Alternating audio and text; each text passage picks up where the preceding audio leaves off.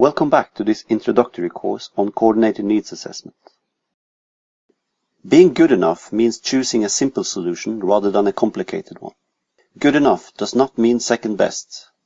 In an emergency response, a quick and simple approach to needs assessment may be the only practical possibility. When the situation changes, however, you should review your approach and change it to address the current situation.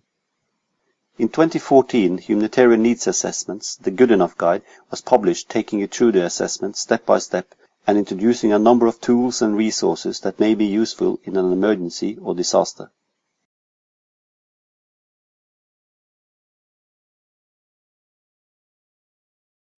Assessing needs is about measuring facts and figures, but we will never be able to measure the absolute truth. There will always be a margin of error involved in our measurements, coming from a trade-off between the resources available for the assessment, the time frame within which we need to produce results, and the quality of the data. Balancing these against each other will produce an element of error.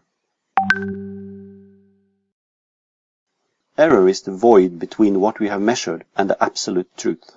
We have to accept that we will never be able to fill this void, but rather strive to make it as small as possible. By using the good enough principle in practice, we learn what is an acceptable level of error at various stages of an emergency or disaster. By clearly articulating the assessment approach that was used, we can clarify the limitations of the information to its users. This may seem obvious, but sometimes a greater degree of accuracy is presumed than could ever be possible in a rapid time frame.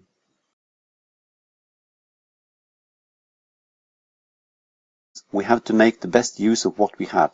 The balance between time, quality and resources make us rely just as much on secondary data as primary data.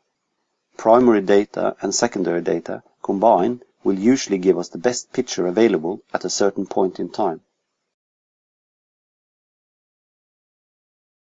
Secondary data consist of pre-disaster information, including lessons learned, and in-crisis information. It is information that has typically been collected by researchers not involved in the current assessment and has undergone at least one layer of analysis before inclusion in the needs assessment. Secondary data can be published research, media reports, and data which has been cleaned, analyzed and collected for a purpose other than the needs assessment, such as academic research or agency or sector-specific monitoring reports. Primary data consist of your own field assessment. It is most generally understood as data gathered from the information source and which has not undergone analysis before being included in the needs assessment. Primary data is collected directly from the affected population by the assessment team through fieldwork. Primary data is most often collected through face-to-face interviews or discussions with members of the affected community, but can also be gathered through telephone interviews, radio communication, email exchange, and direct observation. Our choice of data sources will gradually move from a high focus on secondary data in the first phase of an emergency to more use of primary data later on. Conclusions and explanations in the early stages will mostly be based on a few field visits, key informant interviews, and direct observation, which are then compared to the results of secondary data review.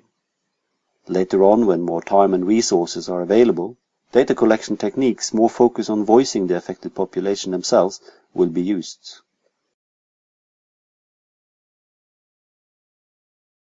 We are now at the end of this module. Please go on with the next one.